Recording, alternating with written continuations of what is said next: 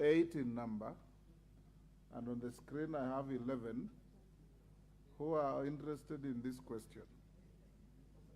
This is a trial run, like I said, and we said we'll be having about 3 supplementaries. But because the members who have come here can take judicial notice are mostly from the epicenter of the security challenges, indulge me to give them a minute each to ask 1 question each. I don't give you an opportunity to make a speech or to go to unhelpful tirades. Ask a supplementary to the minister, and I'll also ask him to oblige the House with short answers to save on our time.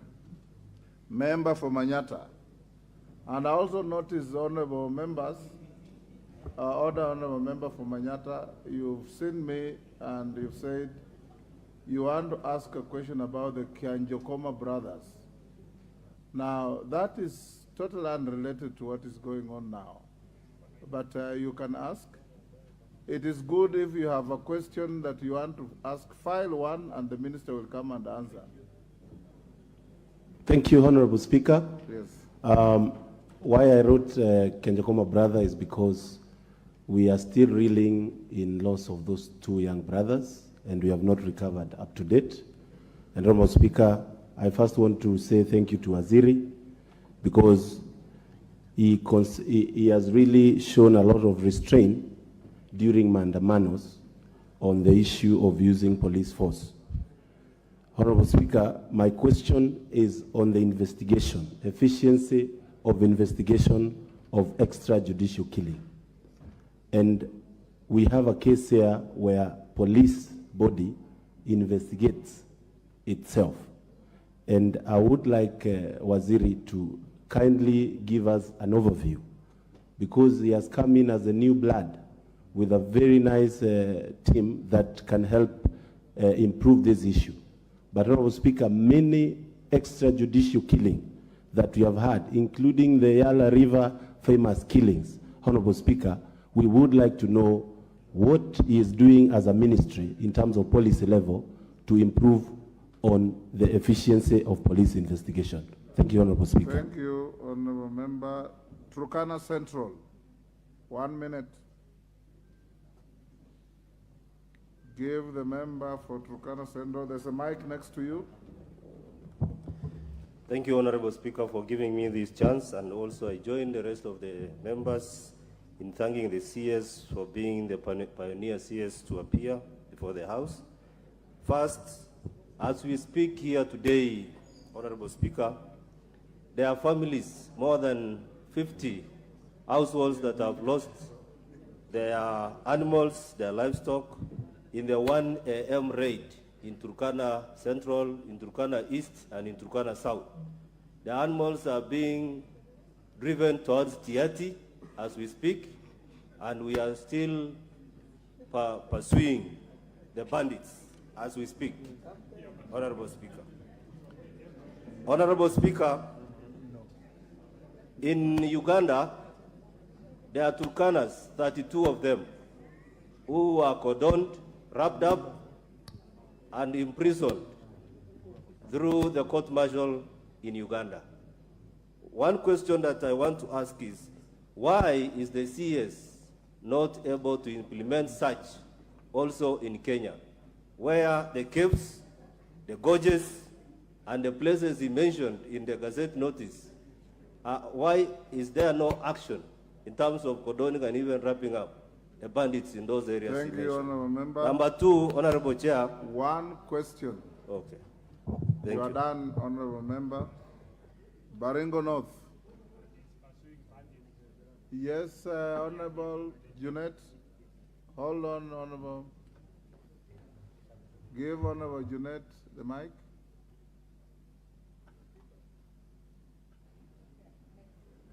Hello, Mr. Speaker. Thank you for indulging me, Mr. Speaker. If I heard the member very clearly, he said, Mr. Speaker, that cows are being taken to Tiati as we speak now here. No, And the member of parliament for Tiati is here, Mr. Speaker. He said they're headed to Tiati. towards Tiati. towards Tiati, Mr. Which Speaker. is different from being taken to And the Tiati. member of parliament for Tiati is here, Mr. Speaker. Mr. Speaker, could he explain this matter a bit further, whether the cows are going to his home, Mr. Speaker?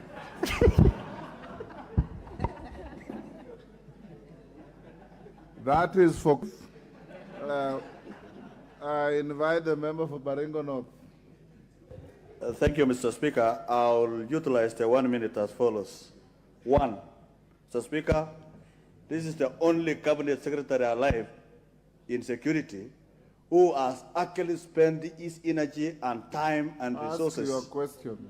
So I want to thank him. Number one question, Mr. Speaker, my intelligence is that the bandit that was taken away in hospital in Iten is the one that killed my cousin. And he was taken by 10 bandits in an hospital in Iten, driven to wherever by the other bandits. Could the minister therefore tell us when that wounded bandit who was in hospital will be brought to book? And my last question, Mr. Speaker. Only one. I still have the 1 minute, Mr. Speaker. When is the minister going to operationalize the gazetted administrative units in Baringo North? Thank you, Mr. Speaker. Thank you. There was a member who wanted to ask about the abduction of the injured bandit, so you don't have to rise to ask that question. Honorable Ariko.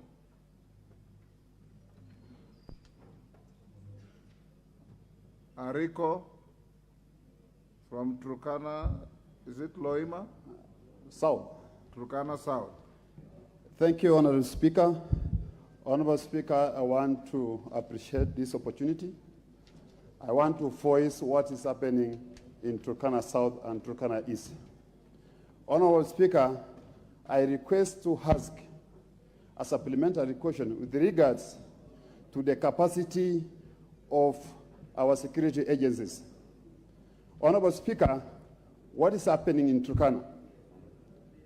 We have experienced rampant raids, which we cannot explain the intention of these raids. Honorable Speaker, yesterday, my constituency experienced 3 raids, both in one ward called Katil Ward. It happened at 1 p.m.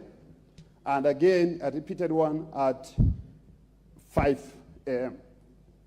Honorable Speaker, I wish to ask the Minister for Interior, CS Professor Kindiki, do we have a capacity as a country to handle this internal conflict? Because there has been a recurrent raids or conflict in this country. What are the plans now that our security agencies on the ground are experiencing shortage of resources to handle this conflict? Honorable Speaker, as at now, we have surveillance vehicles, we have KDF, we have a number of security agencies in Turkana South. But unfortunately, the response we are experiencing, this response can only happen during the daytime. The bandits have come up with a new strategy. And this strategy is only to raid at night. When our security agents are sleeping, they cannot operate at night. Honorable Speaker, what is the take of our CS with regards to this matter? Thank you, Chair. Thank you, Speaker. Hold on. Thank you, Honorable Ariko. Avoid the temptation to make a speech in the guise of a question. Honorable Kangogo.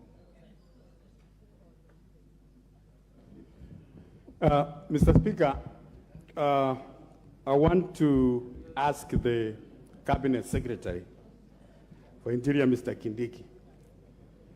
Mr. Speaker, I want to ask the Cabinet Secretary, the National Police, Mr. CS, they don't have the capacity to handle the bandits in Kerio Valley.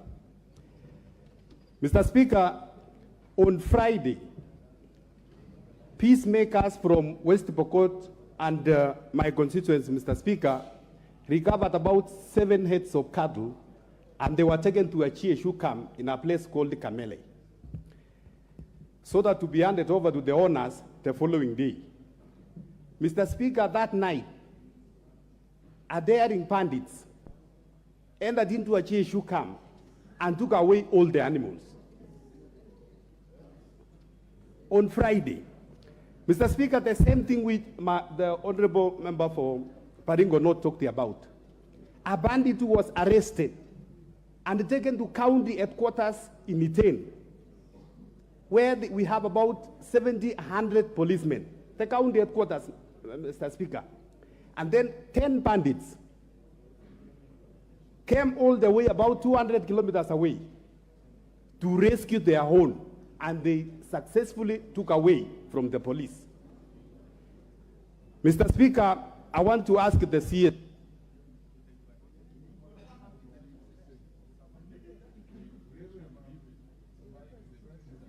to confirm to this House, Mr. Speaker, that the National Police Service are unable to handle the bandits, and bring a motion to this House so that we can have the Kenya military or the KDF to take over the operations of bandits in Kerio Valley.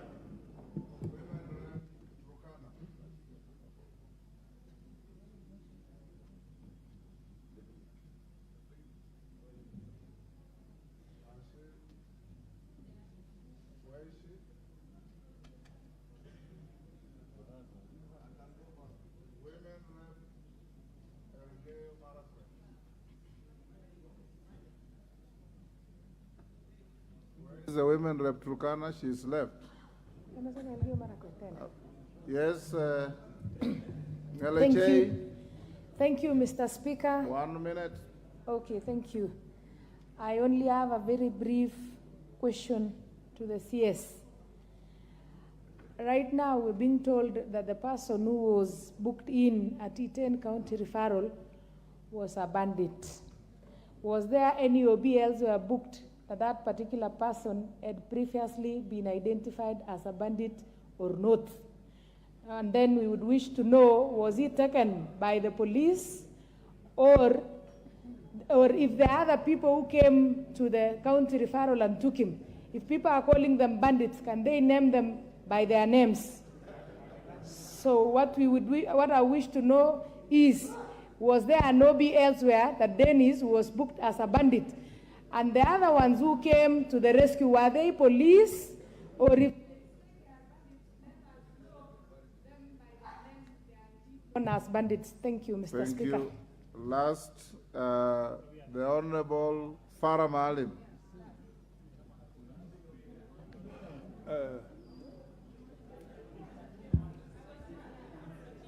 Mr. Speaker,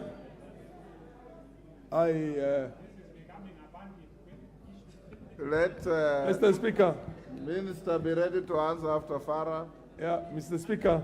Honorable members, be patient. If I'm satisfied there is enough interest, I'll give another round. Mr. Speaker, this is, I must commend the government on this, because this is the first time the military has been used for a peacekeeping in this country where there was not a genocide the way it was done in Wagala, in Wajir in 1984. And my biggest worry was that this was going to be heavy, and it's going to be military is not for these kind of things. But the fact that you have protected the lives of the innocents and you're just looking for the actual bandits themselves deserves a lot of compliment. My question, Mr. Speaker, is, Mr. Minister, have you tried some soft power? Have you tried to find out how you can deal with the elders, with the communities, and bring the communities together, as opposed to maintaining basically law and order in that place? Have you also tried to look at the social issues that underpin, because there's only one community that everybody's complaining about, the Pokots. The Pokots are the poorest, they are the least educated, there's the least what they call infrastructure in order. Order, Farah. Order. The member from Balambala, you are out of order. Can you conclude your question. Mr. Speaker, we need to educate those children, Mr. Speaker. We have heard this before, Mr. Chairman, Mr. Minister, thank you very much. I've discussed some of these things with you, and I'm sure you're going to take them into consideration. But let's look at the social conditions in there, first of all.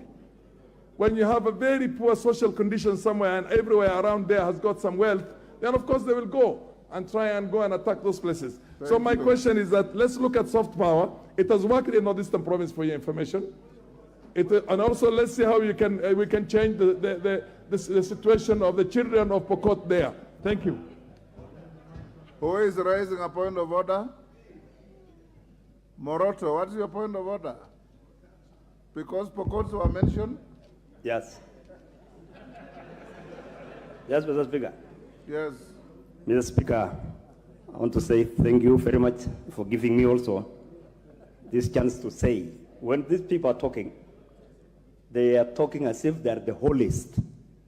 When they are also killing. I lost about 5 people the other day and this morning in a Takwel. Honorable From Moroto, the other south. I've given you a floor because you are challenging what Farah was saying. Now you are pursuing a totally different agenda. What was out of order that Farah was saying, that's the reason why I gave you the floor. No, Mr. Speaker, I was just asking what I have in my mind. I was not following what Farah said. My question, I just want to, Mr. Speaker, I don't want to take time. I want to congratulate the CS, and I want to ask him to use the intelligence services. For these guys here speaking here, let them also be put in so that they can know how to control themselves down there on the ground. I come from Kapenguria. We used to have the problem between West Pokot and Trans Nzoia. But this time, there's nothing there. Because we met and we sat like leaders and walked together. These guys, now they're now talking here, and they cannot even go to ground, and they invite us to come and tell them what to do. Mr. Minister, start with these people. The members, put them in. Honorable Moroto, you are totally out of order. You are imputing improper motives on your colleagues. Minister.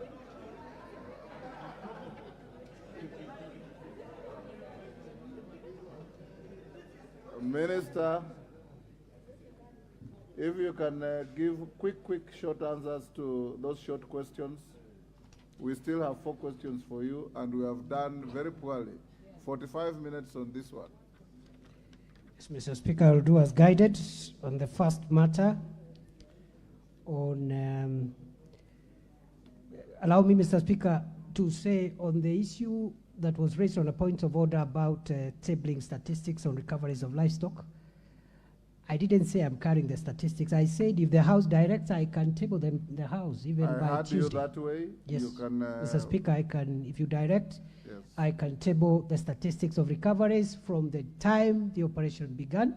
In fact, we can even take it backwards a bit, 2 months before, and these 2 months when there have been an operation, and the recoveries and where and what is remaining. Mr. Speaker, also, I maybe inform the House through you that I am informed that the High Court in Chuka has ruled in favor of the Prosecution Council and in favor of the state to cancel the anticipatory bail on the suspected killers. Mr. Speaker, other than that, let me mention or respond to the other issues quickly. We are strengthening the Independent Police Oversight Authority to supplement the work of the Internal Affairs Unit of the National Police Service to provide an independent arm of the state that can help in dealing with extrajudicial killings. I confirm to the House, Mr. Speaker, and assure the House and the member for Manyata that all extrajudicial instances of extrajudicial killings are actively under investigation, and the policy of this administration is zero tolerance on extrajudicial killings. The police officers have been informed accordingly that we shall not protect any officer who misuses their firearm to kill people other than what the law provides on the use of lethal force in law enforcement. Honorable Speaker, with regard, and that includes the issue around the killing in Kianjokoma. Mr. Speaker, the second one, raised by the member for Baringo North, the Honorable Makilap, that yes, it's true, there was that incident, and I want to tie that to the other supplementary question raised by the member for Elgeyo Marakwet, the women rep, because they are related. There was an incident at Iten Hospital. The suspect involved, the person involved is a suspected bandit because he had bullet wounds and he could not explain where he was shot, and he just came to look for treatment. And we believe also that the people who came to rescue him were criminals because they came through the fence of the hospital, so they just came perhaps to rescue one of their own who was hurt and could not explain. The reason why that happened, notwithstanding the presence of a few police officers who were on site at that time, was the determination by the commanding officer on site that a shootout inside that facility would have caused fatalities on patients. And that gave a leeway for the rescue to succeed. I want to confirm to the House, through you, Mr. Speaker, that this person has been on police radar even before this attack. We are on him. We have some leads. We believe we shall arrest him as soon as possible.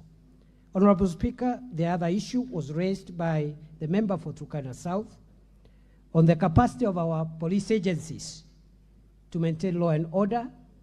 Honorable Speaker, I am persuaded that Kenya has enough police officers and enough wherewithal to handle all our challenges, including the challenges we are facing in northern Kenya.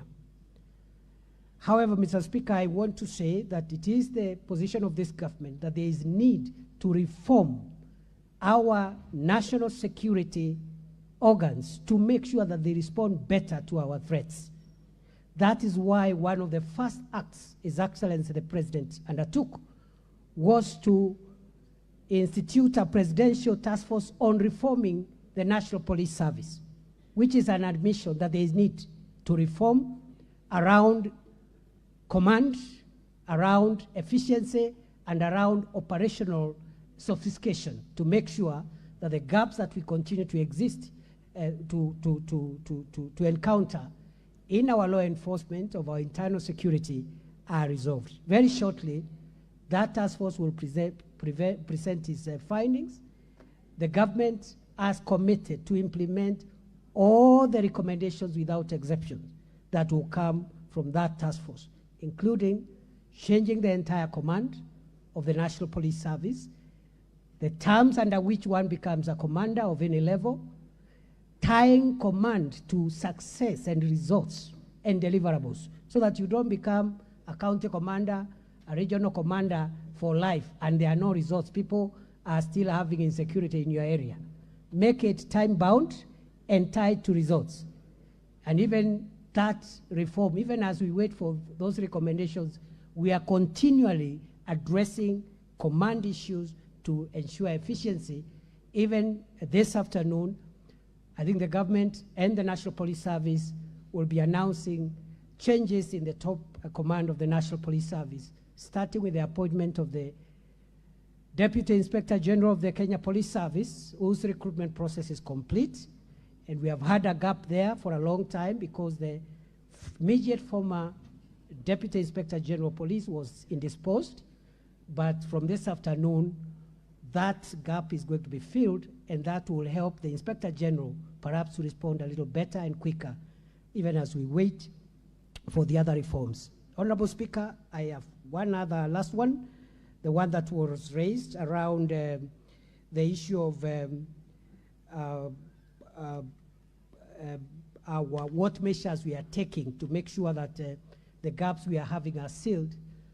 One, the House may want to know that in 2014, the government started a police equipment modernization program, which ran for 3-4 years, but stopped after that.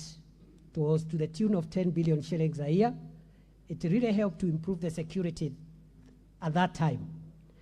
But due to the collapse of that funding program, we have had issues around our ability to make Kenya safer. And what this administration has done is to revive the police equipment modernization program. And for the next 3 years, the government of Kenya will spend 20 billion shillings to ensure that we modernize our equipment. I am happy to return here if the House requires so in 3 months, because by that time, in 3 months from now, I expect to have revived the police air wing, which is completely dead. I intend to have acquired at least 3 gunship helicopters for the National Police Service so that we stop depending on the military, because they also have a national duty to perform. I intend to acquire some unmanned armored vehicles, UAVs or drones, and going forward, increasingly, we are going to yield the benefits of technology-driven, intelligence-driven operations. I am happy to come back and report progress on this after a few months on the request of the House. I think, Honorable Speaker, that is it. Maybe if I've left anything, I'll be reminded, but... Only one, far as soft power engaging... Soft power, I agree. Honorable Speaker, I agree. Thank you for the reminder, sir. We believe that the long-term solution of this problem is not just the hardware. But we have made a policy decision that before we can engage on long-term solutions, including issues of economic empowerment and social amenities, we must silence the guns first. We must do whatever it takes to make it rare that there is an attack, there is there's gunfire everywhere. And after that, now we can sit down and ask ourselves, why is it that this problem is recurring all the time? The ministry has developed a master plan in conjunction with other stakeholders, including the military, for infrastructural development of northern Kenya, which will begin from December this year, rebuilding schools, providing amenities, and also engaging communities for peace building, and that will now come with both disarmament, forceful and voluntary. But first, before we engage in any of these programs, Mr. Speaker, we are persuaded that we must silence the guns. As soon as we acquire the equipment we are looking at as the National Police Service, there will be a lot of change. But even as we speak, we have made a lot of changes in evacuating the gorges, the valleys, and the hideouts. And the attacks that are happening now are attacking in the criminals who may have used the window we had given for evacuation of civilians so that we comply with international law. That allowed a few, in our view, to escape and mingle with populations. And they are the ones giving us problems, which we are resolving through NPR and through the technology that we are acquiring in the next few weeks or months. Mr. Speaker, I thank you. Thank you, Minister. Honorable members, I know there's much more interest on this, but we have to move to the next question.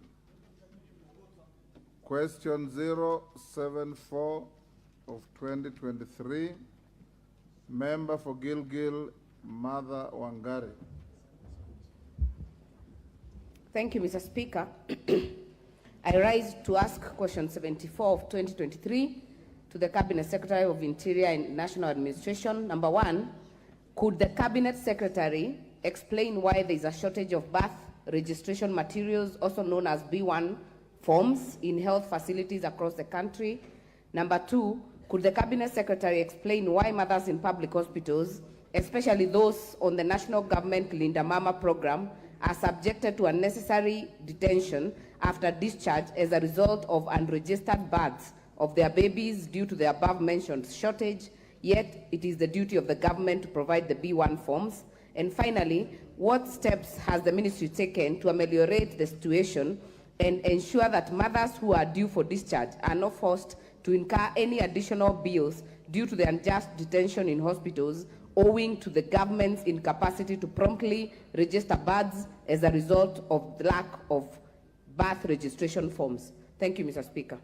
Minister. Thank you, Mr. Speaker. Mr. Speaker, I think this is a soft question. Yes.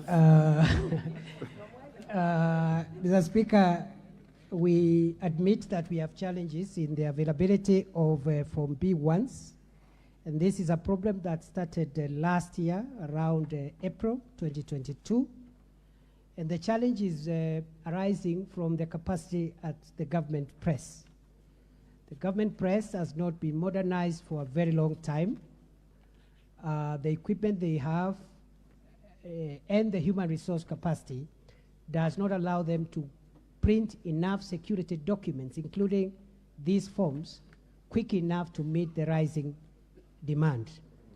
Therefore, you will see in the response, the written response which I filed before this House, Mr. Speaker, I have attached 3 letters which we have written as a ministry to the government printer, requiring them to increase the speed at which they are supplying us with Form B1s. I can report to the House, Honorable Speaker, that the demand right now is the supply is 50 books of 400 forms per week, but the demand is over 1,000 books of that size. So you can see we are supplying less than almost a third, less than half of the requirement. What measures are we taking?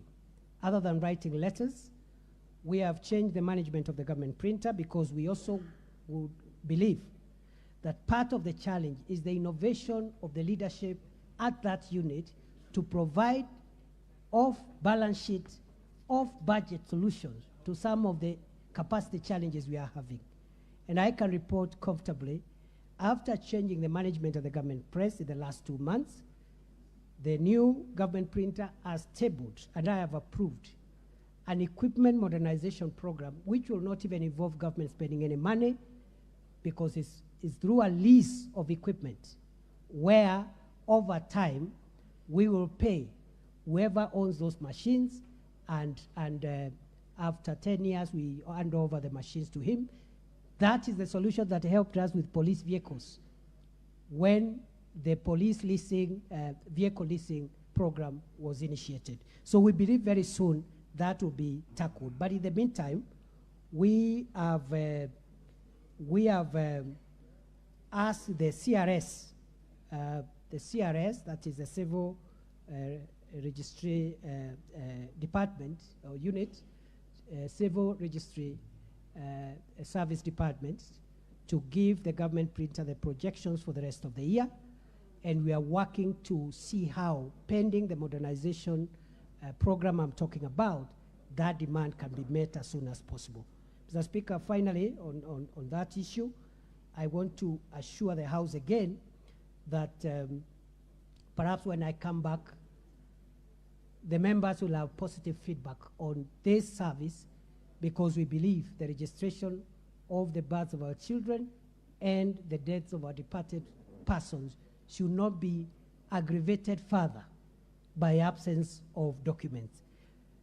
The member for Gilgil has also asked whether the detention of young mothers in hospitals, especially under the Linda Mama program, is linked to the shortage of these booklets. The government's position is that this is not the case for 2 reasons, Honorable Speaker. Reason number 1 is that birth registration is free of charge, so it cannot be the purpose that makes a mother to be detained in hospital beyond the time she's supposed to be released. Secondly, why we believe this is not the cause is because the registration of births is allowed to take place within a period of 6 months after birth. So long as it's done within 6 months, it's lawful. So it cannot be the basis of saying, you know, we hold a mother in hospital who has given birth because of lack of these booklets. That notwithstanding, when I got this parliamentary question, I have directed the civil registrar to provide us with a solution. Even as we wait for this equipment, we need to find a solution so that should the House require me to provide an update in the next few months, because the equipment program may take around 6 months because of the nature, the financing and the contractual arrangements, we will have an answer. Finally, Honorable Speaker, is that we have shortage of personnel. That's another challenge we are having in that department. We have only about 286 civil registrars for the whole country, against the establishment of approximately 1,400, which has been approved by the Public Service Commission. We are trying to see how, even if we don't fill the entire complement, the Public Service Commission can help us perhaps hire a few more in the financial year that starts June 2023. Majority Leader, Wangari, you want to have your first shot? Let Majority Leader go first. I'll give you. Thank you, Honorable Speaker. And Honorable Speaker, may commend the CS for being the first CS to appear in this session. But Honorable Speaker, you will, and the House will appreciate that the reason, part of the reasons why we wanted CSs to appear before the House is for them to answer to questions that are of concern to the people, but also to use this opportunity to expound on government policy, on what government is doing. Honorable Speaker, it has been my belief in the past, and maybe something the CS will work to change that belief in me, that the personification of bureaucracy in government and the personification of liturgy in government operations resides in the Ministry of Interior. And if you listened to the answers pertaining to the issues to do with bandits, and even now when I listen to the CS answer the question on slow printing of forms, I hear the CS telling us forms are slowly being printed by the government printer because of challenges of modernization in the government printer's office, challenges of employment, there are low staff levels in the department. When I also listen to the president who has hired the CS, the president is talking about digitization. So I really want to know from the CS, where do you sit as a cabinet secretary in terms of implementing that policy on the digitization of government services? Because we cannot be talking about low levels of staff while we are also complaining of a huge wage bill in the public service, when the president is telling us about digitization and the CS is telling us that he's modernizing printing. Shouldn't we then be getting this B1 form in a digital format? And I can see the PS Citizen Services is seated there. The PS Citizen Services have engaged with him on a unique identifier system that seeks to capture data of newborns digitally, electronically. But now the CS is telling us about modernizing the government printer, hiring another person at the government printer who will be more efficient, leasing equipment instead of buying new equipment. CS, you must tell us, where do you sit? Are you aligned to the president's agenda to digitize, or are you not? It is that simple. Cabinet Secretary. Thank you, Mr. Speaker.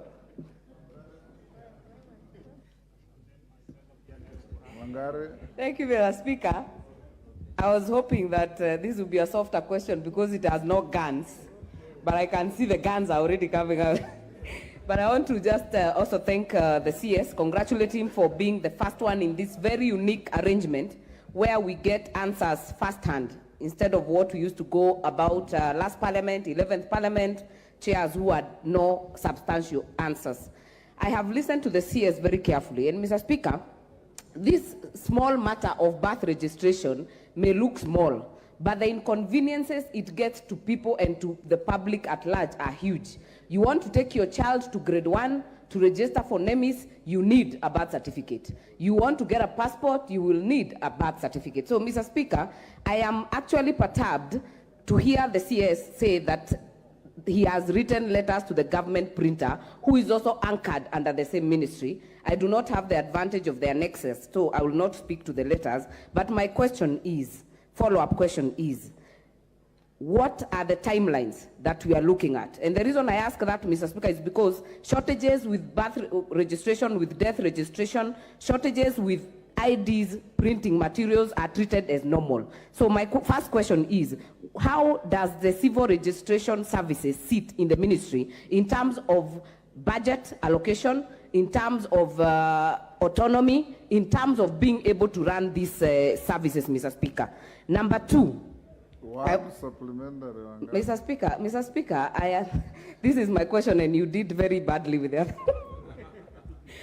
Thank you, Mr. Speaker. I'll try to be very quick. The other one is the fact that the annexure between the Linda Mama parents, Mr. Speaker, and Linda Mama women. I am a practicing mother. I have given birth in the not so long past, Mr. Speaker. And I can tell you, whether you give birth in a public... Didn't know being a mother is a practice? Yeah, it's practicing. It's still ongoing. It's still ongoing, Mr. Speaker. But I'm just confirming, because I have gone through it, I know whether you give birth in the public hospitals or the private hospitals, you must be issued with that short pink paper that is called a notification, Mr. Speaker.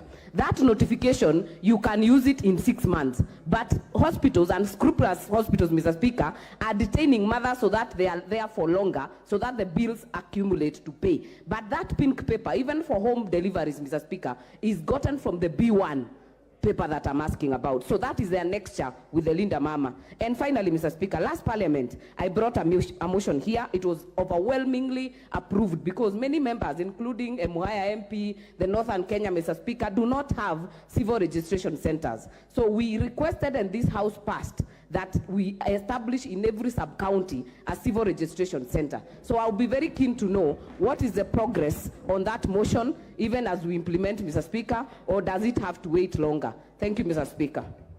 Mayaka.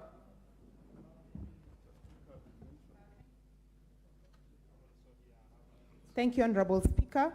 Honorable Speaker, my question to the CS, who is a fellow left-handed, so I'm sure he'll think quick on his feet, is in relation to single mothers. The issue that most single mothers experience when they are transitioning from birth notification to birth certificates is that they're not able to get birth certificates for their children because in most instances they don't have IDs of their father. So my question to the CS is, what support can you give to the single mothers to ensure that they get birth certificates for their children, because they need this to be able to process medical insurance for their children? Thank you. Dr. Nyikal, if you can be as brief as that, it will be very helpful. I take 4 and close the chapter to the next question. Thank you, Mr. Speaker. May I also appreciate the Minister for being the first to answer questions here. Mr. Minister, the question was the Cabinet to explain why mothers in public hospitals, then especially Mama Linda, you therefore, okay, Linda Mama.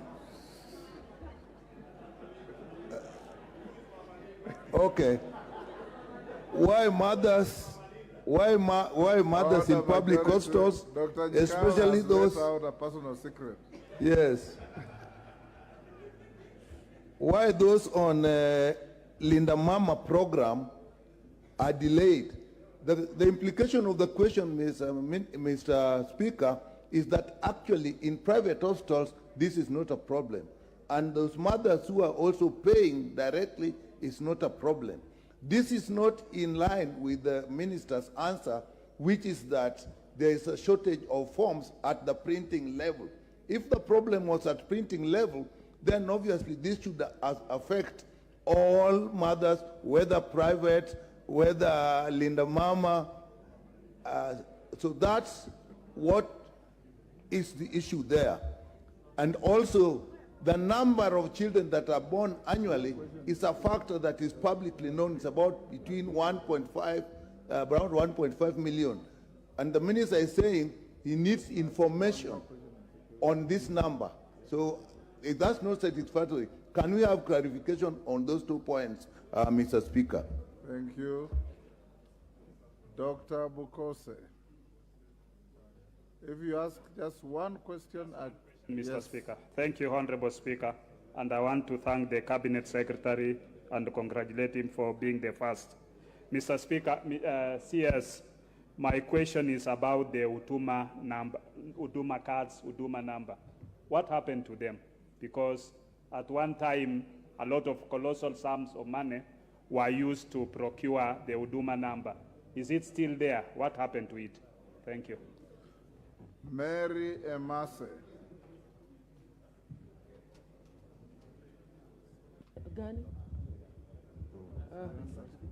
Thank you, Mr. Speaker, for finally noticing us around this corner.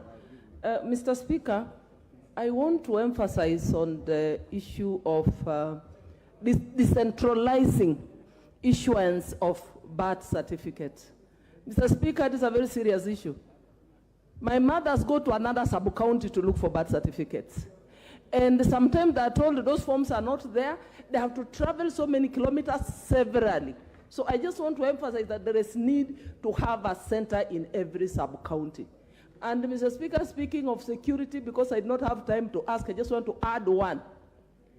That sometimes we even use our assistant chiefs and chiefs actually to collect those birth certificates, take them to the center.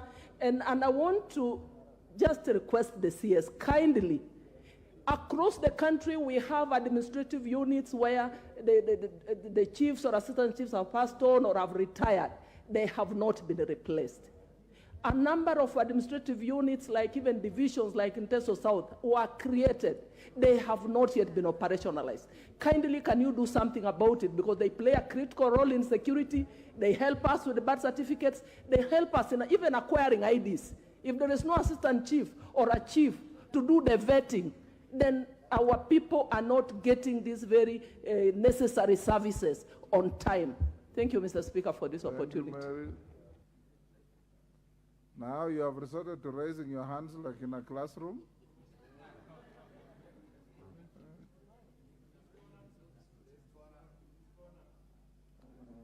The member, I can't see that far. The honorable member from, is it Mandera? The one next in front of Emase. Sorry, honorable member, I can't see you clearly because of the lighting. Honorable Sane. 1 minute, Honorable Sane. I couldn't see you clearly. Thank you, I Mr. saw Speaker. that your hand was up for 5 minutes. Thank you, Mr. Speaker. I can use my colleague's mic.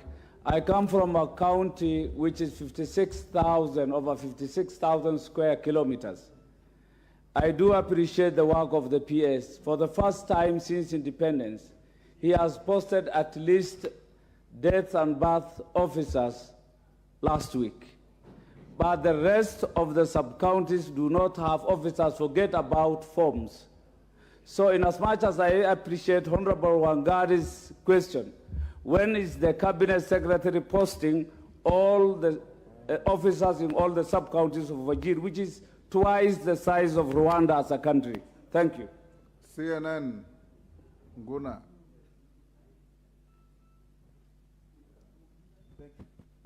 One question. Thank you, Speaker. Speaker, some members here are very lucky. I am talking of the new constituencies which were created in 2013. In my constituency, Mwingi West, there is no single registration center on this. What is the ministry doing to ensure that these constituencies, at least members don't have to go to other constituencies to access the same service? Thank you. Minister, you may answer those, and just before you do that, allow me, in case we have held these students for too long, We acknowledge the presence of students from Mamangina Senior School in Kikuyu, Kiambu. They are in the public gallery, and in the speaker's gallery we have St. Albert the Great, Siakago Boys High School, Mbere North in Embu. You are welcome to the House of Parliament. Minister Hall, I give a member for Lamu East. And who is out of order, Madam Chelule, to run across the floor with your hand raised. Asante Bwana Spika kunipatia nafasi. Nami ni muulize waziri ana mipango gani kwa wakazi wanaoishi mbali na ambapo hawana maofisa wala hawana hizo ofisi. Mtu kama wa Kiunga inamgharimu shilingi 4,000 kutoka Ishakani mpaka Kiunga shilingi 300, Kiunga Tumkokoni ndio upande boat ni shilingi 700, boat ya Mirao kipanda from Mkokoni kufika Mokoe ambao kuna ofisi ni shilingi 3,000. Njia moja ni 4,000 kurudi 4,000, 8,000 kwenda kutafuta birth certificate. Sehemu kama hizo una mipango gani ambao hazina hizo ofisi? Paka tuje maeneo bunge mengine ndo tutafute hizo huduma. Asante Bwana Speaker. Let's have the answers now. Minister. Thank you, Honorable Speaker. Honorable Speaker, one of the priorities for us as a ministry is institutional reforms within the security sector, immigration, citizen services, prisons, correctional services. As I began by saying earlier this afternoon, Honorable Speaker, we admit that the rate at which and the efficiency at which government services are being rendered is not satisfactory. And therefore, we have considered that institutional reform, organizational culture change is a priority for all the departments within our ministry. I therefore want to accept the critical sentiments that have been raised about our performance, and we are working very hard to make sure that we do better. And going forward, this administration will be more than happy to report progress made on each and every sector. We have instituted baseline surveys for each and every service that we are offering, so that every 3-6 months we can be able to track progress. Having said so, Honorable Speaker, the Leader of Majority did ask whether we are remaining with the printing of documents or we are going digital. Honorable Speaker, the policy of government is to digitize all the services that it offers.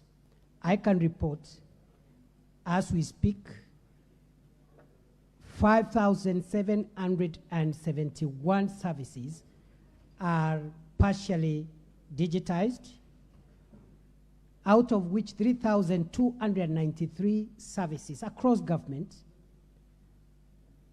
have been digitized end to end, and the other 2,498 are not partial, they are not end to end. The total is 5,771. 2,498 partially, 3,293 completely. So that is the policy. Digitization, Honorable Speaker, will come with its challenges, but it's a decision this government has taken to proceed that way.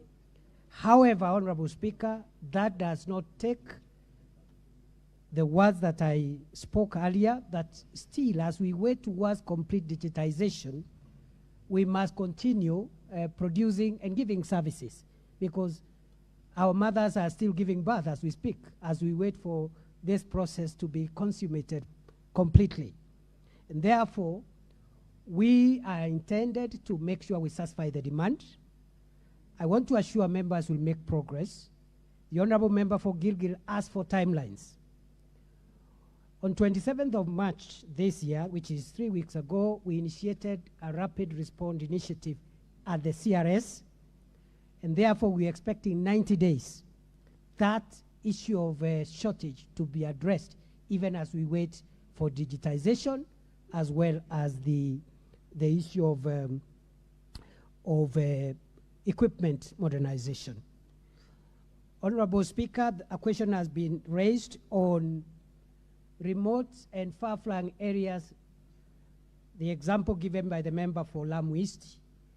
I'll be visiting Lamu East next week for 2 days, and I think the example the member has given is an urgent priority, and I think we should be able to open a registration center in Kiunga as a matter of priority, because the need as described here is quite unique comparing to other parts of the country.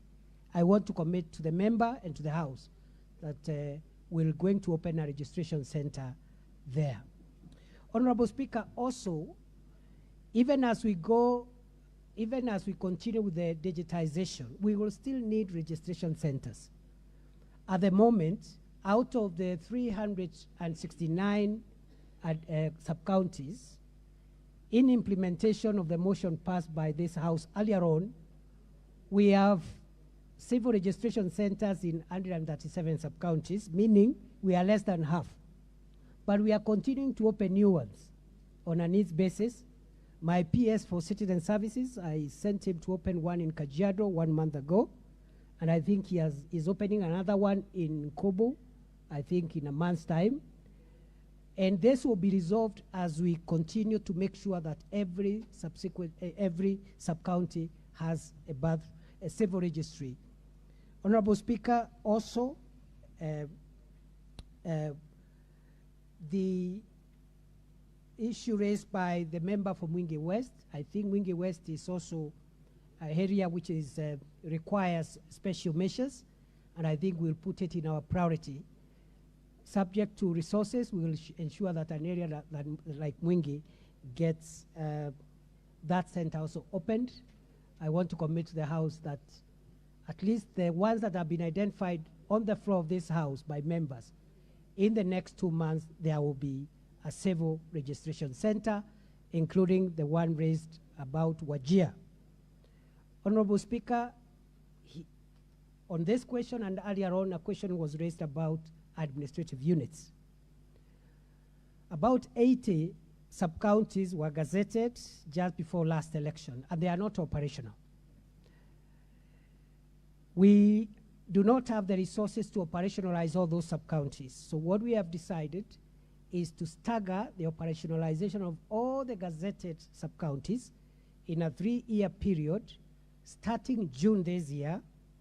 And the criteria we will use is the nature of hardship and inconveniences to service delivery, as well as regional balance, so that the first criteria of the 20 to 25 sub-counties to be operationalized this financial year starting June will take care of regions, but also hardship, size, population, and all the other factors. We'll come up with a criteria which will be fair and which can be shared to members if they want to know what criteria we will use to identify those that will come first, and then second, and then the third financial year. Honorable Speaker, I can also report to the House that areas where assistant chiefs and chiefs have not been recruited, my PS for internal security has already approved the recruitment process, and therefore we expect all those positions to be filled in the next 90 days across the country. Honorable Speaker, then I think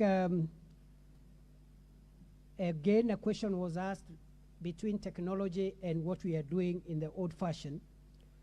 Going forward, before cabinet is a policy brief, is a cabinet brief which is under consideration on the UPI, the Universal Personal Identifier. And I think in the next 1 or 2 weeks it will be disposed of, so that we migrate,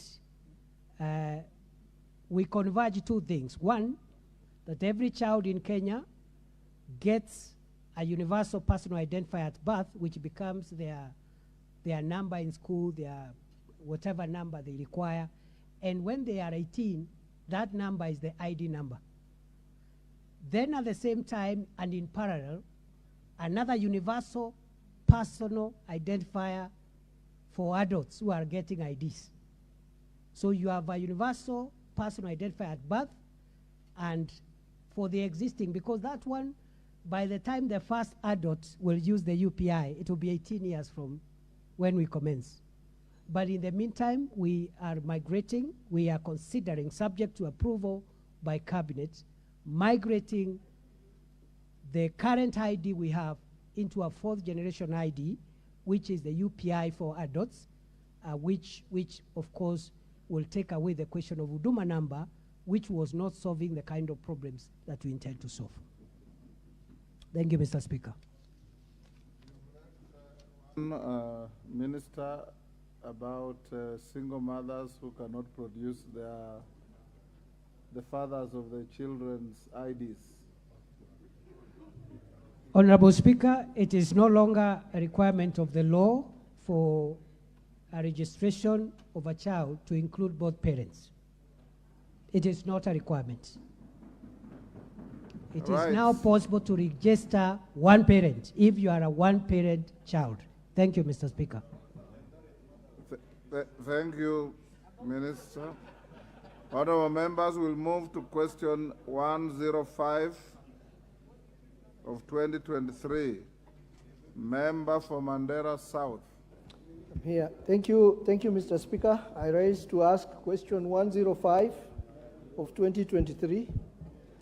Could the Cabinet Secretary, one, state the measures being taken to establish civil registration centers in every sub-county in the country so as to ease access to civil registration services? Two, state the measures the ministry is putting in place to immediately set up a civil registration at Elwak and Kutulo sub-counties in Mandera South to serve the huge population in the region, considering that the closest civil registration center to Mandera South constituency is located nearly 220 kilometers away from Mandera town and also serves Mandera North, Mandera West, Banisa, and Lafe constituencies. Thank you, Mr. Speaker.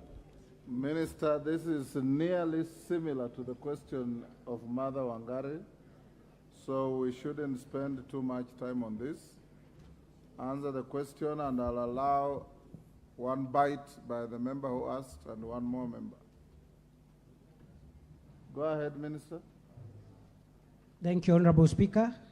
Honorable Speaker, just as I have told the House on the issue of operationalization of the administrative units that are gazetted and not operational, we are finalizing a criteria which will help us implement the recommendations of this House in the motion which was cited by the Honorable Member for Gilgil, to make sure that every sub-county has a civil registry.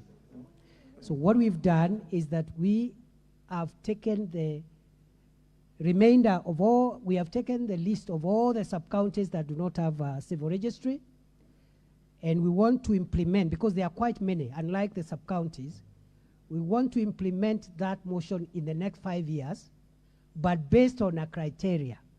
That criteria, just as in the first case with sub-counties, will be as follows. First of all, those that will get centers, because right now, Mr. Speaker, if I can explain this for half a minute, at the moment, we are opening these centers on the request of individual members of parliament. Like I cited the Kajiado North, it was a request by the MP. I cited Imenti South. The member for Imenti South, who can confirm, is the one who wrote and requested for a center. And we felt that perhaps we should have an objective criteria so that, again, we make sure that that implementation of the recommendation of this House is done fairly, equitably, and making sure that every part of the country is covered. So the criteria will involve, first of all, regional diversity, so that we pick in the first year every region of our country will be represented in those that will be open this year, but also special and unique circumstances like topography, hardship, population, and so forth. Going forward, to avoid,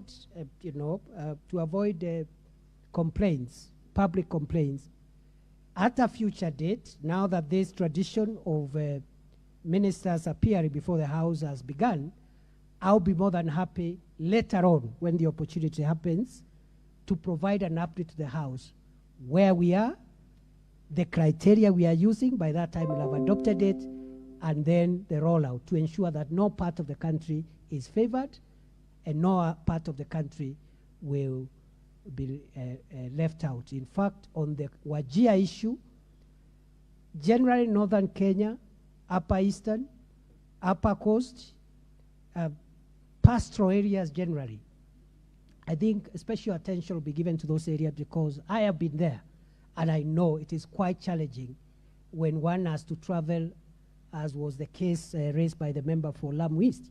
You use 10,000 shillings to go and look for a birth certificate. Another Kenyan is using matatu and paying 50 bob to and fro. But all these factors will be taken into consideration because we want an equitable country and a country where public policy is informed by objective criteria. Mr. Speaker, I thank you.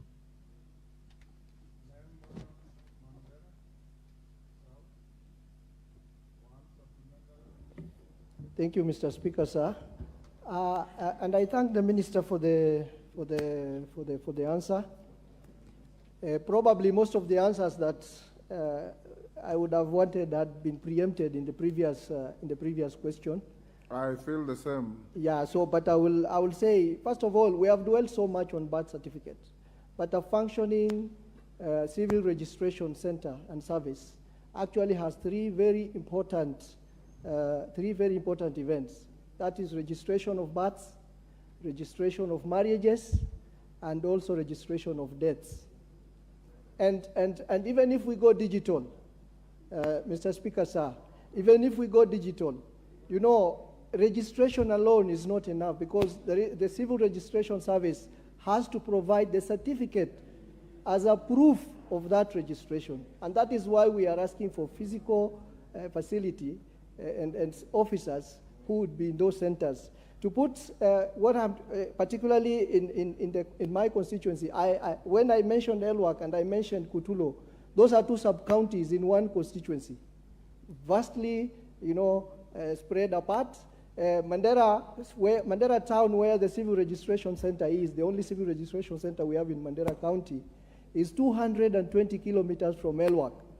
And I'm sure the cabinet secretary knows the problems that are there traveling between Elwak and Mandera, especially with the menace from those bad guys from across the border. That road has been a very risky road, especially when you are traveling between Elwak and Mandera, and also between Kutulo and Elwak. So you travel 220 kilometers, and the only bus... Honorable member, you are now making a speech. Okay, the only bus that you use for transport between two is the bus that comes from Nairobi. That's what you wait for, so that you can hike it to Mandera. So my plea to the cabinet secretary is that a sub-county like Elwak and Kutulo, which are some of the oldest in that region, surely require civil registration centers very urgently, because of the importance of those certificates that the Honorable Mother Wangari had mentioned earlier. You know, the NEMIS. If you want to travel with your child from Mandera now, you cannot take that child on the flight if they don't have a birth certificate. And this all is a challenge, and we require those documents in Mandera. I think the answers that have been given, the usual answers that we hear when government gives answers to, you know, lack of facilities, lack of officers, lack of funding. These are answers which... Honorable Harold, you are debating. Okay, sir. I gave you an opportunity to ask a supplementary if you feel your question was not sufficiently answered. So what the Honorable Cabinet Secretary mentioned that some of the initiatives come from the MPs. And I have the benefit of having a copy of his written answer. And he had mentioned of partnership between the Member of Parliament and the national government offices on the ground. I would want to know, what would that partnership look like? How does it manifest itself? Because we would really want to initiate those initiatives and see what that partnership can do to help our people on the ground. Thank you.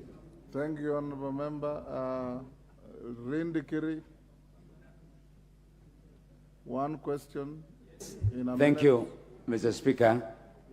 I want to thank the PS for the confidence he has answered our questions, but I have a problem, Mr. Speaker, when it comes to the issuance of passports. There are some questions that I think that form need to be reviewed, particularly on the fathers, mothers, and even the children, some of who could be deceased. I don't see the relevance for that.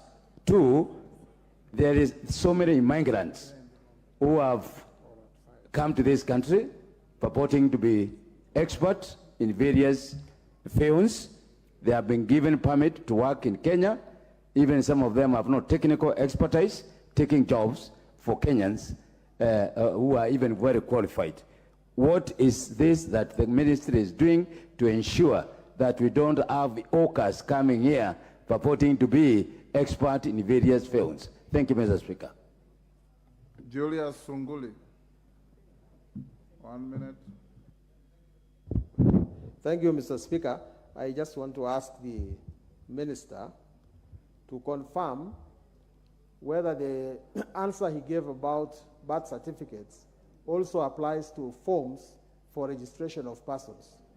Because as far as Kilgoris is concerned, there has been no registration, fresh registrations of persons for nearly 6 months now, and the reason being that there are no forms. What is the Minister going to do to ensure that those forms are available? And attached to that, Mr. Speaker, if the Minister could confirm, could explain what he means by operationalizing new administrative areas when in fact it is members of parliament through CDF who build these facilities. All he does is to post people there. And could he remove Kilgoris from, Transmara West district from those districts that require vetting, because we do not border any international, we don't have an international border. Thank you, Mr. Speaker. Member for Kilome.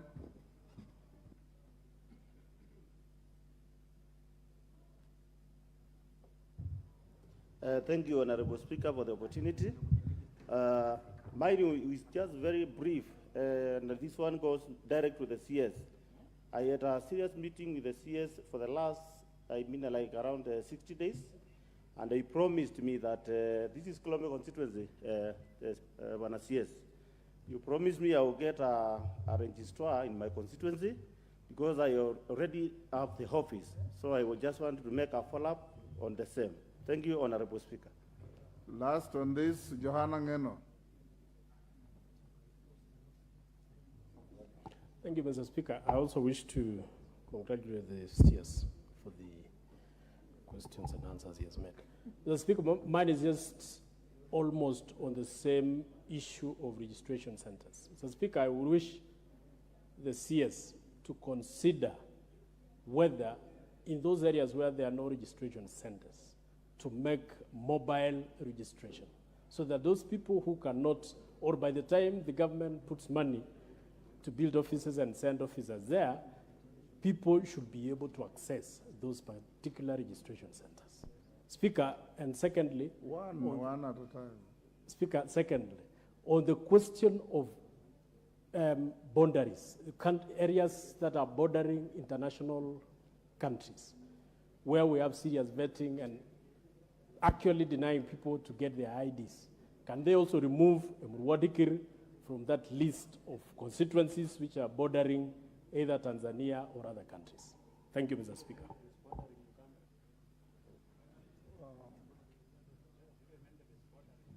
Can we stop here on this question, members? Yes, Minister answer those supplementaries?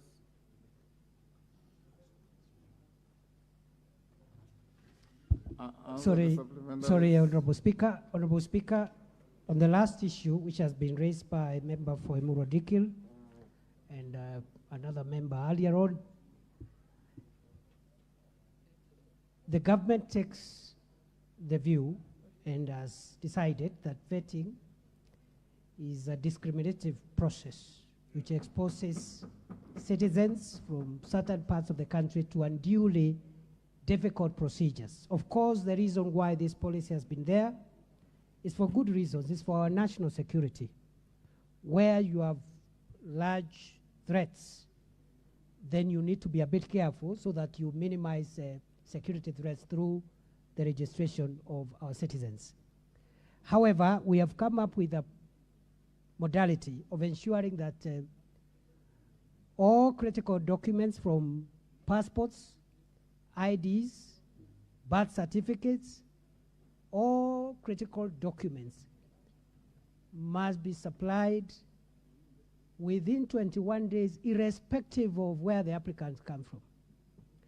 Where possible, they can come out in 3 days, in 7 days, in 10 days, but no Kenyan should wait for 6 months, for a year, for 2 years to get an ID or a passport simply because they come from a certain part of the country. Therefore, within the next 3 months, the policy of vetting in all the citizen registration services will be abolished and replaced with a new way of ensuring that all registration documents are achieved by all Kenyans within a maximum of 21 days.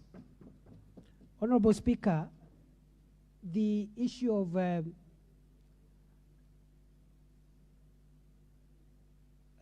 vetting, actually, I was in Moyale, and I came across Kenyan youths who had been waiting for IDs for 3 years and 2 months. About 10 young people from Moyale. They applied when they were 18, now they are 21, and they are still waiting. Why? Vetting. We are still, NIS and other institutions are still verifying certain things. This is unacceptable. We are going to abolish that. Honorable Speaker, the member for Kilome, it is true, I agree, Honorable Speaker, I committed to the member who came to my office that we will post a civil registration officer there, but I asked him to support, and that also ties with the question the member asked, what kind of support is this the CS is talking between the national government and CDF? Where the member through CDF is able to obtain consent to build the office, then we give staff and of course the resources that are tied to making sure the office is operational. And that is what we are calling operationalization for the member for Kilgoris. Because even if it's built by CDF, CDF is also public money, okay? But the unit is not operational because the Ministry of Interior must post an officer and give that officer money in the budget to run the office. You can build an office and it's not operational because, one, there is no staff, or you have staff who have no budget to run the office. Honorable Speaker, therefore, in response to the member for Emuru Dikil, member for Kilgoris, and other members, vetting will not only be abolished in those constituencies, but across the country. And for the member for Kilome, now that the office is complete, I will post a civil registrar in Kilome on Monday. Thank you, Mr. Speaker. Honorable Joseph Gitari, you have 2 questions in a row. Minister, indulge him to ask both at the same time. They seem to be related to security issues. So ask question 106 and 107. Together. Together. Thank you, Speaker. I wish to ask question 106 of 2023 where I'm asking the Cabinet Secretary. Minister, note that there are two questions coming at the same time. Number one, clarify whether occurrence book numbers OB number 10-11-01-2022 at 18:05 hours and 07/9/05/2022 at 11:25 hours reported at Kagumo Police Station, and OB number 14/24/9/2022 and OB number 09/10/12/2021 reported at Kavonge Police Post in the name of one Laban Rukenya Munene related to the same person. Number two, explain under what circumstances did the above mentioned person, with all the 4 entries in the occurrence book, has only been arrested once and have failed to attend court for case number 3356/22, despite having a warrant of arrest in his name. Number 3, state the reason as to why the said person was released from Kagumo Police Station in September 2022, despite having serious pending cases against him. Mr. Speaker, I also want to ask question 107/2023, whereby I'm asking the Cabinet Secretary to explain the measures the Ministry has instituted to address the emergence of criminal gangs and groups with terror rings or affiliated to terror groups in the country, including actions being taken against those that are facilitating with links or sponsoring such groups.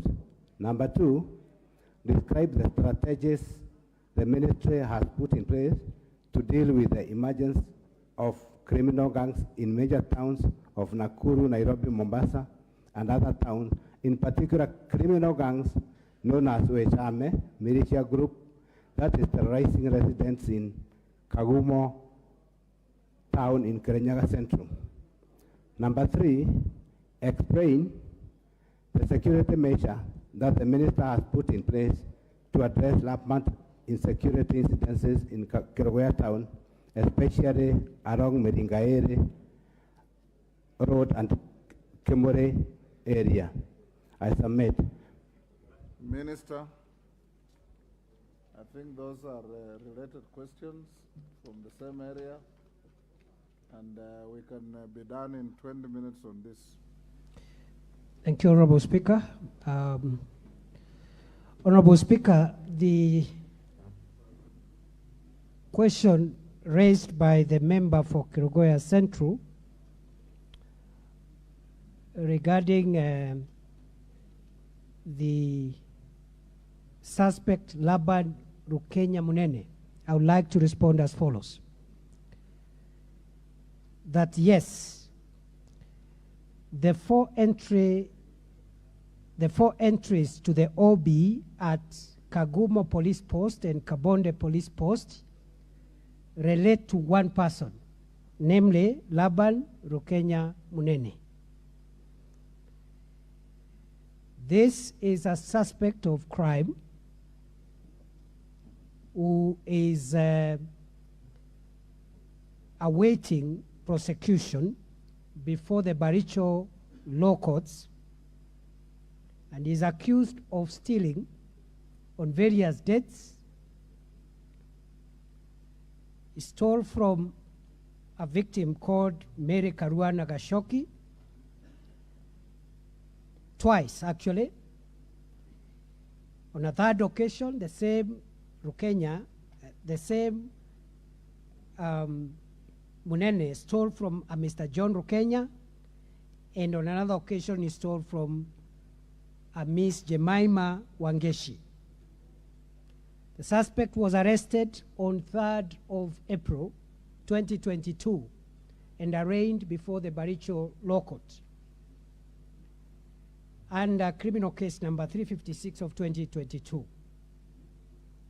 However, the suspect was released by court on bail. The suspect subsequently jumped bail and is on the run. And the government and the prosecution and security agencies have no control over who the court gives bail or not. So the prosecution tried to oppose the granting of bail, but the court ruled against the prosecution. The bail was granted, and when the suspect was admitted to bail, he jumped bail and is now on the run. The prosecution went back to court and obtained a warrant of arrest, and we are still looking for this suspect. The security agencies are yet to track him down, but I want to assure the member for Kirinyaga Central and the House that criminal investigations, criminal matters are never closed, and therefore we are actively looking for these suspects with a view to arresting them in line with the arrest warrants in our possession, and also to produce them in court for prosecution. Honorable Speaker, with regard to the next question from the same member, parliamentary question number 107 of 2023, I would like to respond as follows. That sometimes at the middle of last year, there was an increasing incidents. There were increasing incidents of urban crime. The most affected urban center was Nairobi. And by the time this administration was sworn into office, around mid-September, there was a huge crisis in this city arising out of terror gangs, gangs of youths, knife-wielding, some armed with pistols, other crude weapons, terrorizing people, robbing people day and night in many parts of the country. We have been able to contain that problem in Nairobi drastically by change of command, but also by change of strategy and deployment, by using special units within the National Police Service. And by and large, I think I am happy that crime has come down by nearly more than 60%, if not more, based on the statistics we are getting, and that matter is under control.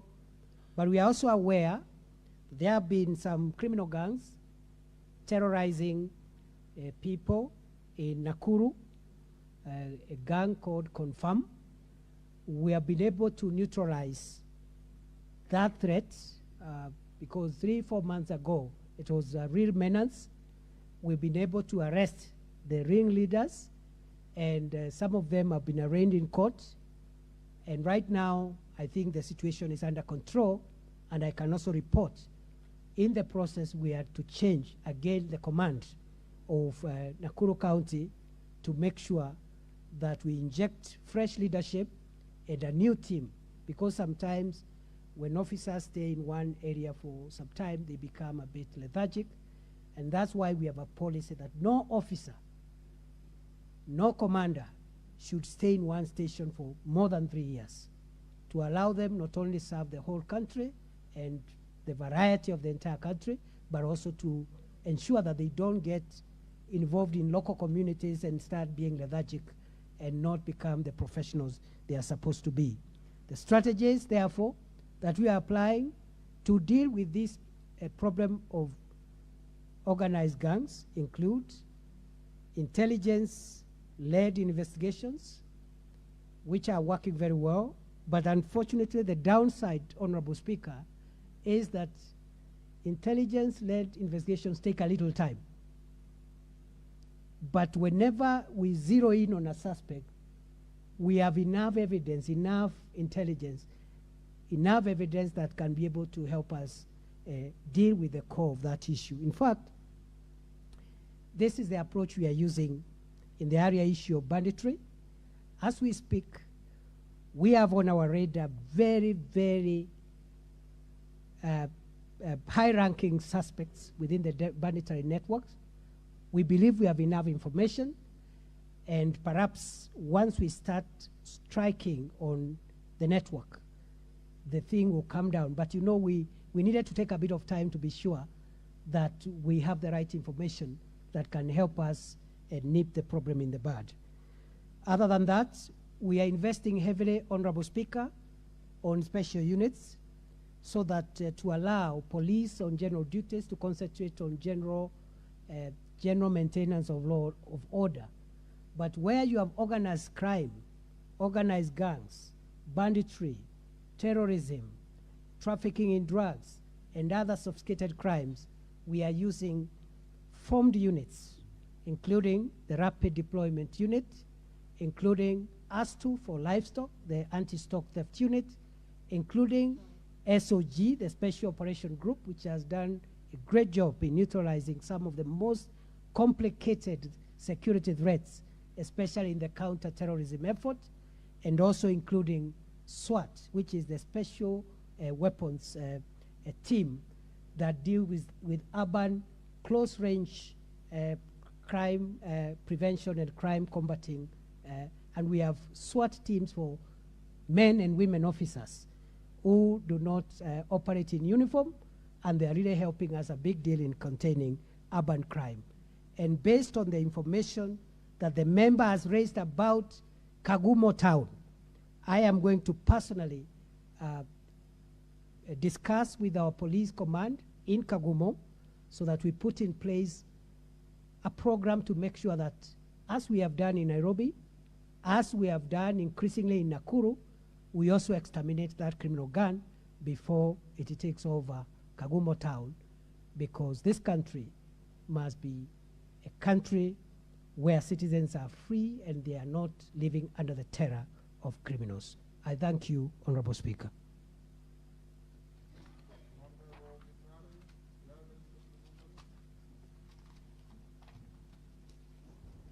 Thank you, Mr. Speaker. Thank you, CS, for the elaborate answer for the two questions. Mr. Speaker, this question came a while back, and I want to confirm to the CS that after this issue came, when it was mentioned here in Parliament, the guy, Laban, has already been arrested, and Kangware people are happy. He has been arrested. He was arrested on Monday. That is Easter Monday. So the court will deal with that case. On the other issue, I want to commend the CS, Mr. Speaker, because I went to his office personally, and we discussed issues about Kagumo, and so far, the OCS who had overstayed has so far left the station, and even the OCS for another area in Kanyekine called Mutito, who has also left. On the other question, there were a number of series, as the CS is saying, there were serious criminals, especially in the Kagumo area. They were breaking into businesses, and this was immediately after the elections. But I want to confirm that this has so far gone down, and we are happy with the work we are doing, Bwana CS. I don't have any other question. I thank you. Yes, those are just comments. Kikaria.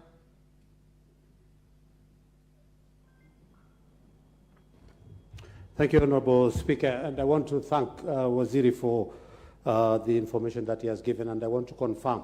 It is true, the activities of the confirmed gang has been brought down by not even 60%, almost to 70%. Honorable Speaker, I can confirm we don't have even a single death in the last 1.5 months.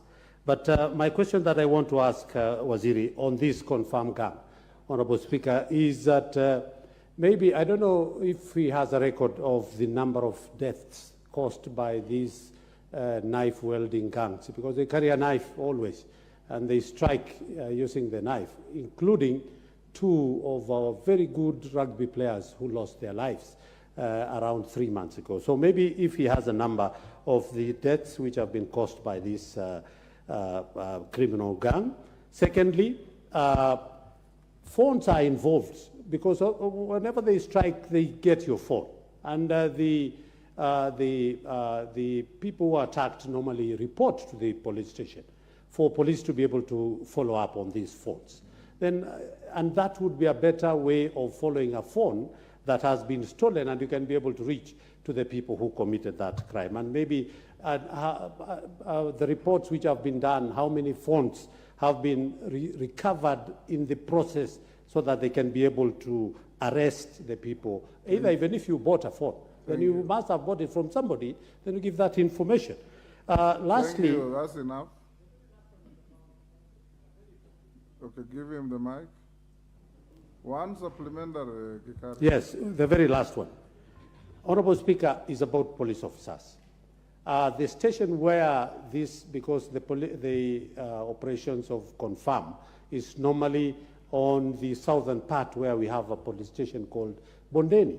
And that police station, Honorable Speaker, is notorious about the police officers who collude with these criminal gangs to be able, I've heard they just change the command, but they leave the actual policemen who have become, so what action other than the command at the station? Because the police officer who has come now, the OCS, is doing a tremendous work. So what happens to the officers under him, who are the main culprits who are involved in collusion with this gang? And the very last one is, if I have information, Now I'll give the floor to Honorable Mawade. Honorable Kikari, you have had 3 bites. Thank you, Mr. Speaker. First, I want to thank the CS for having appeared here today so that we can be able to exchange with him or rather answer our questions. First of all, I want to ask the Bwana CS, are you aware that on Thursday, March the 30th, a 17-year-old high school student by the name Master Ezekiel Macau of Double Vision Secondary School was shot at Pipeline Estate, a resident of Pipeline Estate. On the same day, also, a 16-year-old boy by the name Master Stephen Mwau Muthusi was hit with a tear gas canister on the head, admitted at Kenyatta National Hospital, and succumbed to the injuries and taken to the city mortuary, burial permit number 0416790 at the city mortuary. And what are we doing about the officers that shot these 2 young individuals? Thank you, Mr. Speaker. Women Rep Isiolo.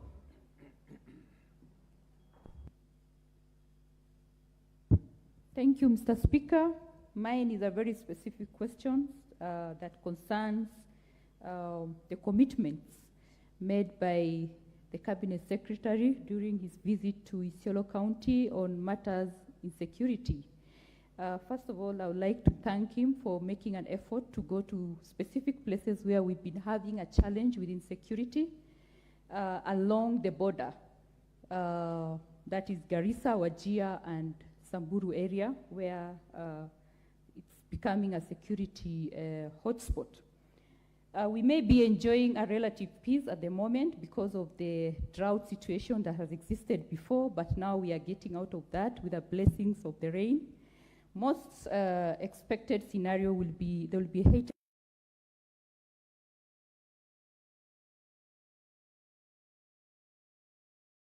We currently seeing could be deceiving. So my question, Cabinet Secretary, is to speak to the specific commitment you made in the area called Mlango, bordering Samburu County, an area called Yamicha, bordering Wajir County, and an area called Korbesa, bordering Garissa County, where we've had so many people killed and a lot of livestock taken. You promised you will put up a formed unit there. It could be a buffer zone where you ensure that such kind level of killings will not happen in the future. Where are we with that? Secondly, On the issue of KPR. One at a time, I gave you an KPR, Mr. Speaker, I'm finishing. On the issue of KPR, that could be very useful to our people. Where are we on that in the case of Isiolo? And for your criteria for operationalizing the sub-counties, the 80 sub-counties, could you also add the level of insecurity as one of the criteria to be considered to let counties be operationalized in that order? Thank you, Mr. Speaker. Thank you, Honourable Member. Kamket.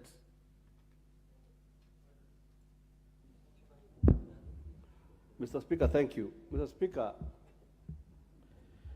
I believe, Mr. Speaker, that the appearance of the CS today in Parliament should be the beginning of our return constitutionally to the old system where cabinet secretaries are members of Parliament. Because indeed, we have been speaking to each other as Parliament without the presence of executive. Honourable Kamket, I've given you an opportunity to ask a supplementary yes, question I or am, make a speech. Mr. Speaker, thank you. Yes. Mr. Speaker, you will indulge me because earlier on, some issues were raised about even my constituency. But I would like to ask the Cabinet Secretary, number one, could the Cabinet Secretary consider reviewing the curfew orders to exclude trading centers that are, in order not to lose the largely peaceful populations, the trading centers in my constituency?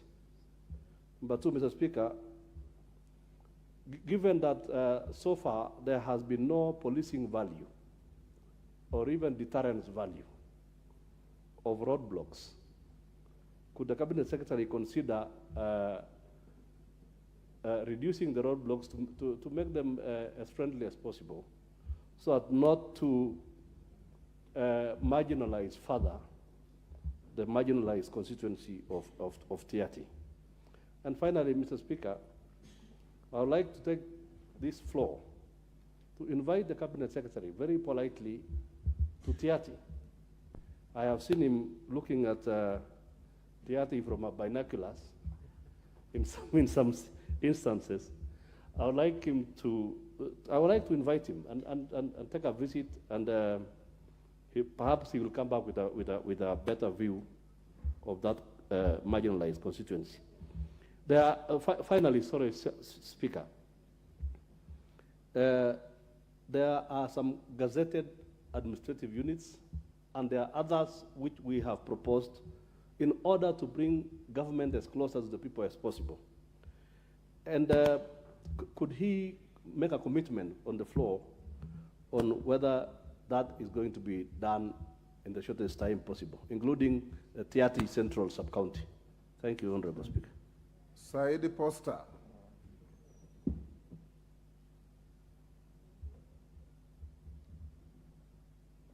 Give the mic to member from Galole. Thank you, Speaker. Speaker, Tana River leaders had a meeting with the CS about 2 months ago. And in that meeting, the CS promised to give NPR from Tana River guns. But we have not seen those guns up to now. I want the CS to tell us when we are getting those guns. Tana River borders Lamu, and you know Lamu is a very volatile area in terms of security issues. So when are we getting those guns for our NPR? Thank you. Thank you. Honorable Zamzam. Asante sana Bwana Spika. Mimi nina swali kwa waziri. Kwanza nikupongeze kuja leo bungeni kutusikiza. Na swali langu linaenda hivi: ikiwa sisi kina mama tunazalia watoto wetu hospitalini, kisha tunapewa ile notification, na kisha baada ya hapo kupata birth certificate ya mtoto inakuwa ni shida, mimi nauliza kwa nini usitufanyie wepesi pale pale hospitali, iwe mtoto akizaliwa anamaliziwa pale pale anapata birth certificate hospitali. Na kisha nikiangalia upande wa Pwani tunapata shida sana kupata certificate, na sisi tumekuwa marginalized muda mrefu. Mimi nataka niulize, kwa nini nakuwa Mpwani ama yule wa North Eastern anaambiwa lazima alete birth certificate ya babu, ya nyanya, ya nani, wakati ni Mkenya, pengine wale wazazi walikuwa ama babu walikuwa hana hiyo. Hiyo imetusumbua sana katika Pwani, na tunauliza kama waziri utasaidia vipi wakazi wa Pwani na kina mama kwenye birth certificate. Asante sana. Mama Zamzam, hilo swali tulimalizana nalo zamani sana. Sasa tuko na swali la mageng ya uhalifu. Mupe, ilikuwa inakuasha? Hilo swali limenuasha kwa sababu ndio utata ulioko ndani ya Pwani, kwa hiyo sikupata mwanya, nimepitilizia hapo. Asante Bwana Spika. Asante mami. Yes, Honorable. Yes. Ni Professor. Okay.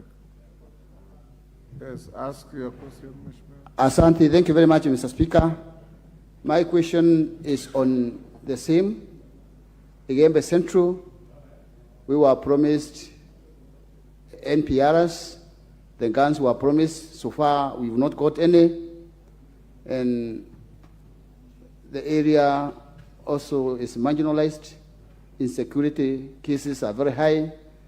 Drug trafficking from the centers around Kiotene. This issue has been discussed.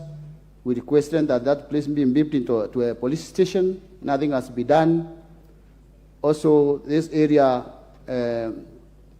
where there is a lot of insecurity, where we requested for the GSU camp, we have not received the results or the report. Could the Minister please respond on that and advise the way forward? Thank you, Mr. Speaker. Thank you, Honorable Member. Last question of the day, Edith Nyenze. Gikaria, what is out of order?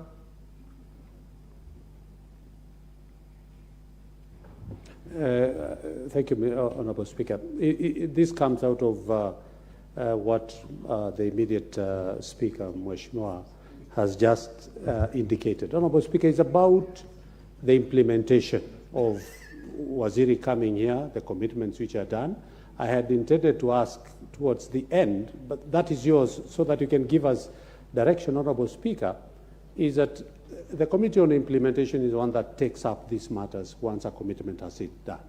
And I don't know whether we have any members of the Committee on Implementation for them to be able to be picking up what the Minister is committing to do, like what you have just said, that it was promised and it was never done. So that is a work of a committee. Gikaria, I'm only asking. I'm sorry. Something untenable. That is why we have Hansard, and that's why we have these officers sitting in front of the Speaker.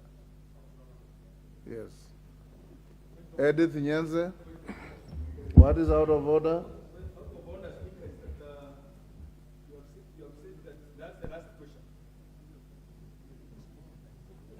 The chair cannot be out of order.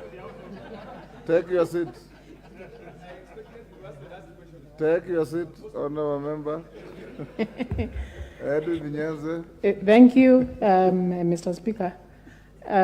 Let me take this time to congratulate the CS for the good work he's doing, especially on answering the questions. My concern is on insecurity. Especially, the question is whether the police officers would actually arrest their own. And there was a case in my constituency in February whereby a businessman was attacked together with his family. They were attacked by 4 people who were in the police uniform and they were armed. And actually they were beaten and left for the dead. Then they were taken to the hospital. Then after that, 3 of them rightly could identify one of the thugs whom they said, or whom they identified as a police officer. And this case was reported to the right places. they were promised that the four thugs would be paraded so that they can identify the people, but this has not been done. It has actually been reported several times. I know there is IPOA, but still no one is taking any action. So my question is, what should be done? And do really police officers are arrested by their own? Minister, indulge me to give two more. Lillian Kogo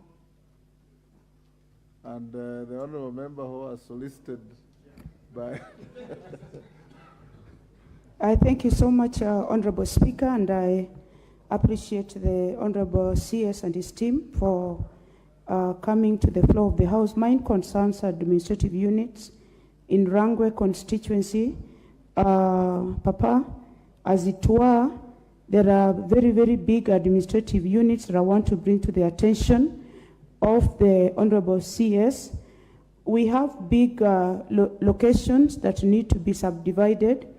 What needs to be done has been done from our part. Game East has one chief and an assistant chief since independence. Kotieno has a chief and an assistant chief since independence. There has been proposals for Nyachar, Rangwe Town, West Kotieno and East Kotieno. Central has a proposal to have Kabor. Game Sorika Chiena has a proposal also to have 2 sub-locations. Komolo, Honorable CS, has a proposal to have Komolo divided into 2 sub-locations. And West Game, we need Upper Kanyanjua and Lower Kanyanjua.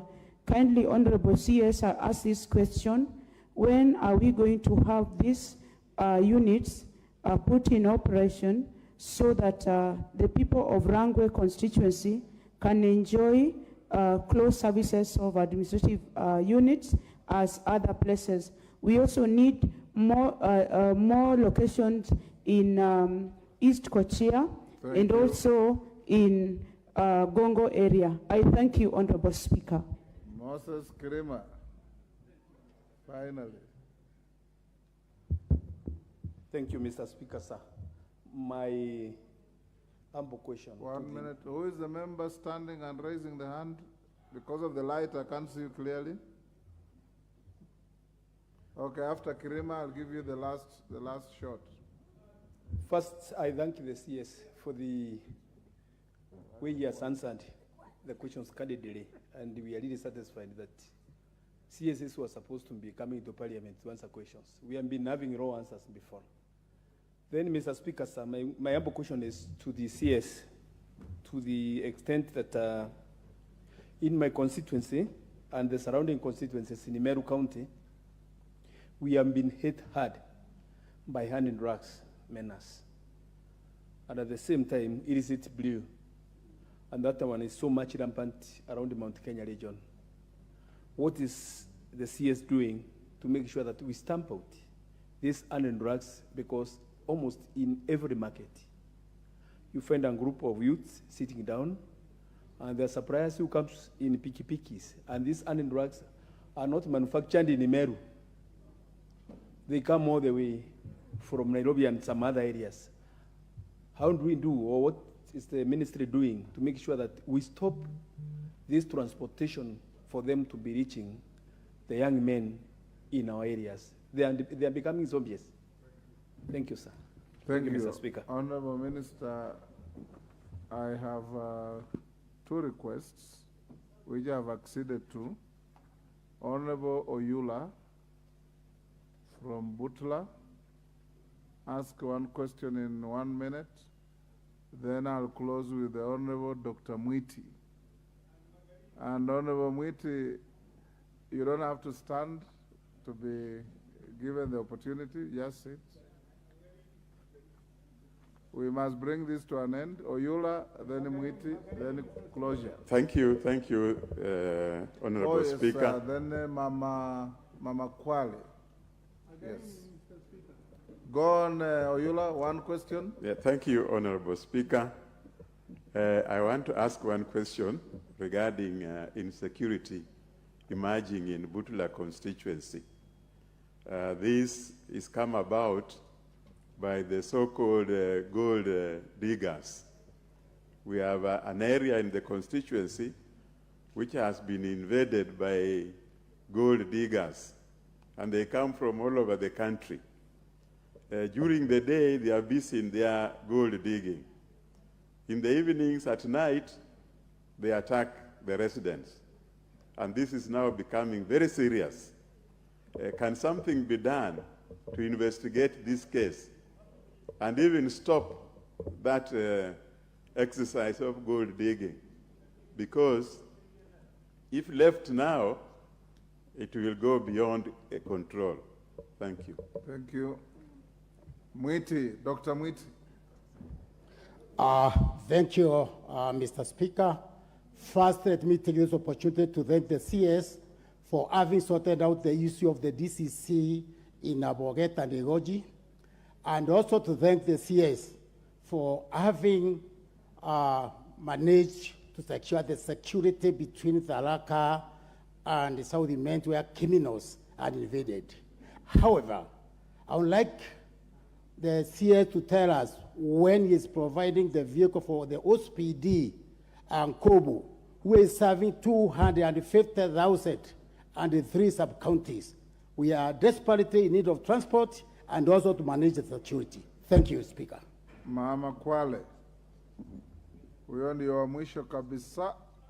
Mimi ndio wa mwisho. Huyo ndio wa mwisho kabisa.